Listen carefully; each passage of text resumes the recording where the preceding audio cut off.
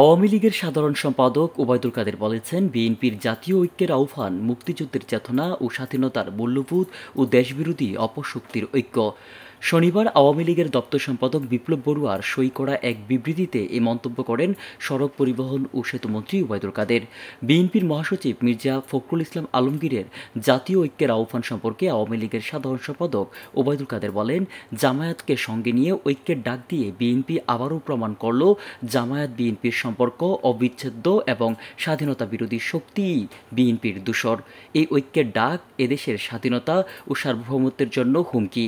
তারা মুক্তিযুদ্ধের চেতনা ও গণতান্ত্রিক শক্তিগুলোকে স্বাধীনতা বিরোধী বিএনপি জামায়াতের বিরুদ্ধে শেখ হাসিনার নেতৃত্বে ঐক্যবদ্ধ থেকে তাদের প্রতিরোধের আহ্বান জানান।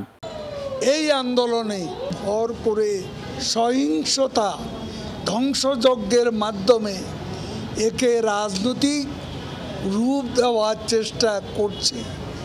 তাদের বিরুদ্ধে মুক্তিযুদ্ধের সপক্ষে সকল শক্তিকে শেখ হাসিনার নেতৃত্বে ঐক্যবদ্ধ হওয়ার আমরা আহ্বান জানাচ্ছি।